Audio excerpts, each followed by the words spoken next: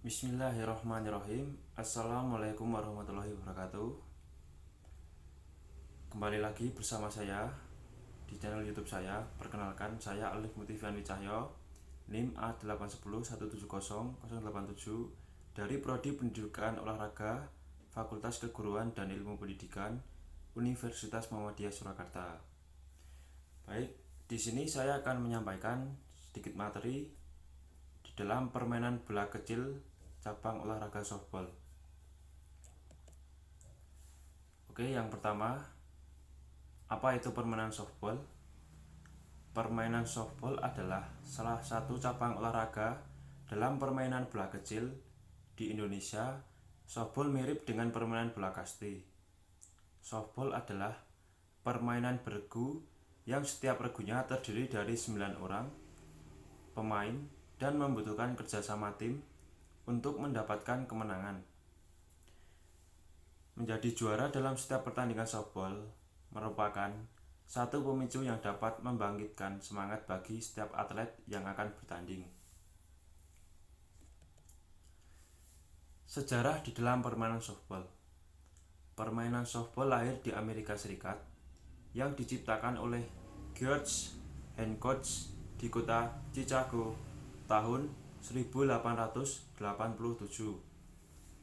Daya tarik yang utama mengapa permainan ini cepat dicintai masyarakat karena permainannya berbeda-beda dengan baseball. Softball dapat dimainkan oleh setiap orang dengan tidak memandang usia, baik pria ataupun wanita, dan tak memerlukan lapangan yang luas, dan yang terutama dapat dimainkan di gelanggang tertutup.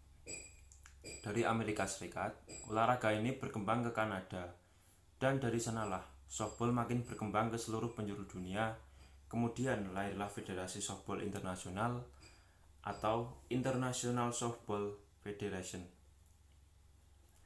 Badan inilah yang akhirnya membuat peraturan-peraturan yang menyangkut permainan olahraga softball yang berlaku di seluruh dunia, termasuk Indonesia pada saat ini. Perkembangan softball di Asia. Setelah Perang Dunia II usai, softball semakin menyebar untuk dikenal dan digemari. Di Jepang, Filipina, Korea Selatan, Taiwan, softball telah menjadi permainan rakyat. Mengingat pesatnya perkembangan olahraga ini di Asia, dibentuklah Amateur Softball of Asia. Amateur Softball of Asia yang disingkat ASA-Asia, Persatuan Softball Amatir se-Asia.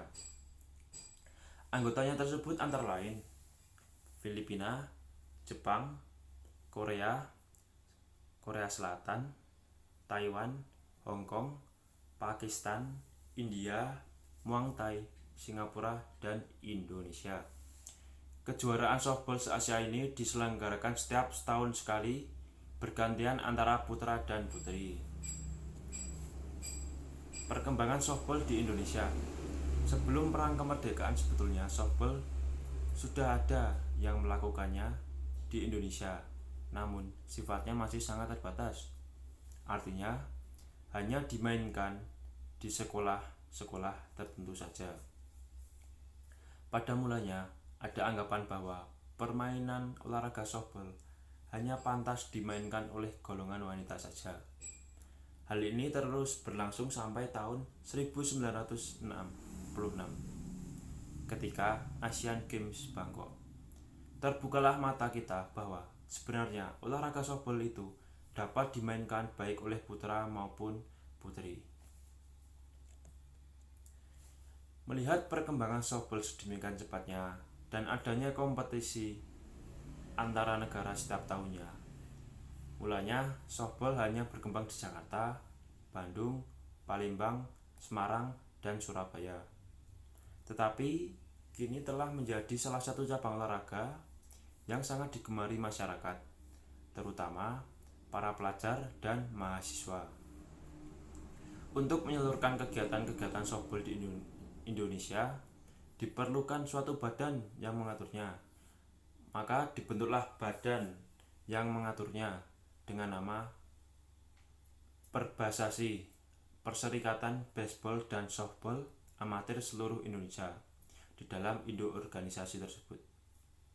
Sejak PON ke-7 di Surabaya, softball menjadi salah satu cabang olahraga yang dipertandingkan. Oke, selanjutnya saya akan menjelaskan teknik dasar di dalam permainan softball. Yang pertama ada teknik melempar bola. Di sini ada lemparan pitcher. Pitcher adalah seorang pelambung bola yang bertugas melambungkan bola lemparan pitcher. Harus berada di atas lutut dan di bawah dada seorang pemukul, dengan disebut strike zone. Cara melakukan lemparan tersebut antara lain: yang pertama, pegang bola di sisi tangan kanan, tangan kiri memegang glove. Kemudian kaitkan kedua tangan dengan posisi bola di dalam glove. Injak pitcher plate tadi, kemudian putar tangan yang memegang bola ke putaran bahu penuh dengan bantuan pergelangan tangan lepas dan lemparkan bola ke arah depan. Lemparan antar base. Lemparan ini dilakukan oleh semua penjaga, baik yang berkedudukan di dalam atau penjaga base dan di lapangan sisi luar. Teknik melempar bola antar base yaitu: yang pertama, teknik lemparan dengan ayunan dari atas. Yang kedua, teknik lemparan dengan ayunan samping. Terus teknik lemparan dari bawah. Kemudian teknik lemparan dengan lecutan tangan. Kemudian teknik di dalam menangkap bola. Pemain yang bertugas menangkap bola adalah catcher dan penjaga base atau lapangan termasuk pitcher. Teknik menangkap bola untuk catcher. Yang pertama, posisi awal jongkok. Kemudian tangan kiri menghadap ke depan, menyongsong gerakan bola yang dilempar oleh pitcher. Tangan yang lain membungkus agar bola tersebut tidak lepas. Kemudian teknik menangkap bola untuk seorang penjaga lapangan atau base. Teknik menangkap bola yang bergulir di tanah. Yang pertama, buka kaki agak lebar. Kemudian bungkukan badan 90 derajat untuk bola pelan.